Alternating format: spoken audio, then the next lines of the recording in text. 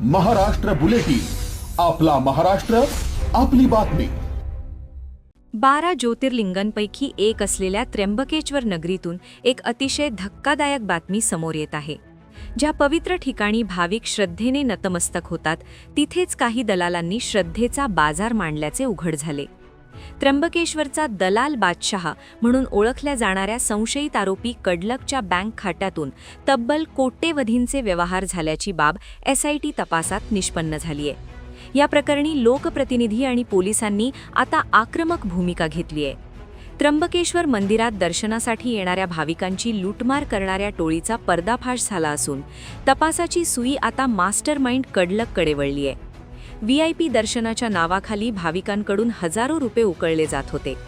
संशयित आरोपी कडलक याच्या विविध बँक खात्यांची पडताळणी केली असता त्यात कोट्यवधी रुपयांचे संशयास्पद व्यवहार आढळून आले असून तपासात अजून अनेक बाबी उघडकीस येण्याची माहिती पोलीस अधीक्षक बाळासाहेब पाटील यांनी दिली आहे. ट्रस्ट या संदर्भात जे ट्रस्टी आहेत याच्यावर जो गुन्हा दाखल झालेला आहे, या संपूर्ण केसमध्ये एक SIT स्थापन करण्यात आलेली आहे. त्याच्यामध्ये सायबर सेलचे अधिकारी, इकॉनॉमिक ऑफेन्स विंगचे अधिकारी यांचा समावेश केलेला आहे. एकंदरीत जे भाविकांचे पैसे स्वीकारले जात होते ते कोणकोणत्या डिजिटल माध्यमातून स्वीकारले जात होते, त्याच्या ऑनलाईन काही एंट्री आहेत का, याच्या शेवटपर्यंत जे सायपन अप कुठंपर्यंत केले गेले, याच्यामधून काही कॅश विड्रॉवल आहेत का, या आणि इतर सर्व बाबी या SITच्या माध्यमातून तपासले जाणार आहेत.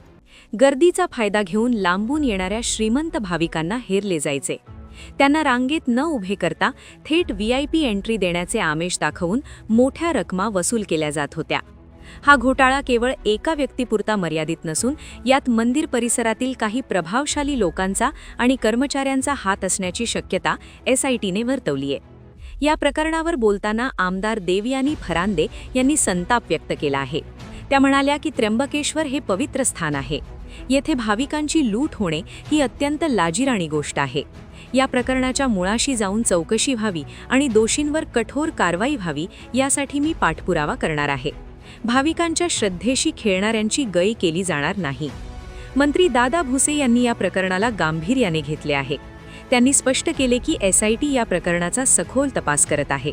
या घोटाळ्यामुळे त्र्यंबकेश्वर देवस्थानच्या सुरक्षेवर आणि व्यवस्थापनावर मोठे प्रश्नचिन्ह उपस्थित झाले आहे. आता या दलाल बादशहाच्या मागे आणखी कोणाचे हात आहेत हे पाहणे महत्त्वाचे ठरेल. महाराष्ट्र बुलेटिनसाठी कृष्णा वानखेडे, त्र्यंबकेश्वर.